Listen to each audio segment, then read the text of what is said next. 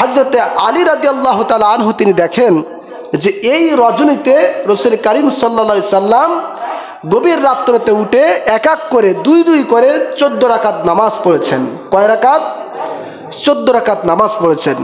14 রাকাত নামাজ পড়ার পরে নবীজি বিশ্রাম করলেন, অর্থাৎ নামাজ থেকে ফারেগ হলেন।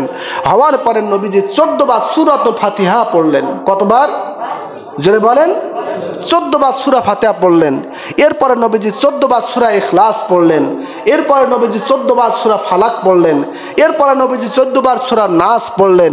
এরপরে নবীজি কোরআন কারীমের একটি আয়াত তেলাওয়াত করলেন, লাকাদ জাআকুম রাসূলুম মিন আনফুসিকুম আজিজুন আলাইহি মা আনিতুম হারিসুন আলাইকুম বিল মুমিনিনা রাউফুর রহিম। এই আমলটি যখন করলেন, হযরত আলী রাদিয়াল্লাহু তাআলা আনহু তিনি বলেন, ইয়া রাসূলুল্লাহ, ইয়া হাবিবাল্লাহ নবীজি, এই যে আমলগুলো আপনি করলেন, এই যে নামাজ পড়লেন, এর ফজিলত কি? রাসূল করিম সাল্লাল্লাহু আলাইহি সাল্লাম বলছেন, আলী রে, আমি যেভাবে এই নামাজগুলো আদায় করলাম, নামাজের পরে সূরা কেরাতগুলো যেভাবে পড়লাম, আমার উম্মতের মধ্যে কোনো ব্যক্তি যদি এই শবে বরাতের রাতে এই আমলগুলো যদি করতে পারে, আমি নবীজি বলে দিলাম আল্লাহ পাক তার আমল নামায় 20টি কবুল হজের সওয়াব দান করবেন। সুবহানাল্লাহ। কয়টি কবুল হজ? 20টা। লক্ষ লক্ষ টাকা খরচ করে একবার হজে গেলে একবার হজ হয়, সেটা আবার কবুল হয়েছে কিনা তার মধ্যে সন্দেহ থাকে, ঠিক কিনা?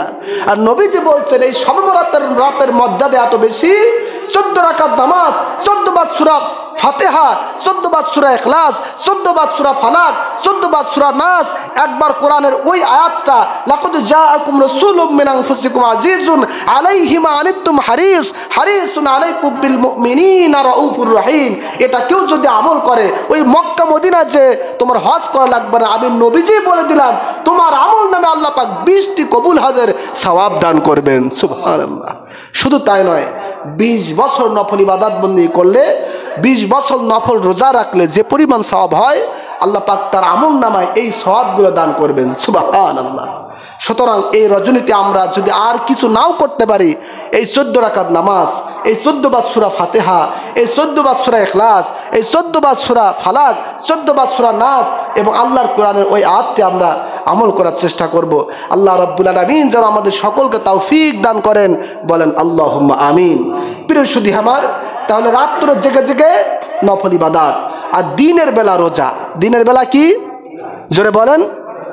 রোজা। যে দিনটা আগামীকালকে রোজার ব্যাপারে নবীজি বলেছেন, রাত্রে ইবাদত বন্দেগী করতে হবে, শেষ রাতে সেহরি খেতে হবে, আর আগামীকালকে একটি রোজা রাখতে হবে।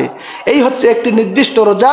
আরেকটি রোজার কথা নবীজি বলেছেন, মান সামা সালাসাতা আইয়ামিন মিন শাবান বাসাহুল্লাহু ইয়াউমাল কিয়ামাতি আলা নাকাতিন মিন নুকিল জান্নাহ।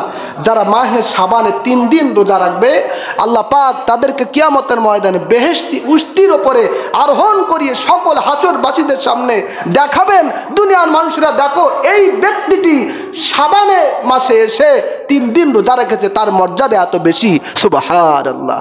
সুতরাং আমরা আগামীকাল সবাই রোজা রাখার চেষ্টা করব, এবং সাথে সাথে আরও 2-3 দিন আপনার ইচ্ছা অনুযায়ী, সেটা লাগাতার হোক আর বেজোড় সংখ্যায় হোক, একদিন পর একদিন হোক, যেভাবে হোক, আমরা এই আমলগুলো করার চেষ্টা করব, রোজা রাখার চেষ্টা করব।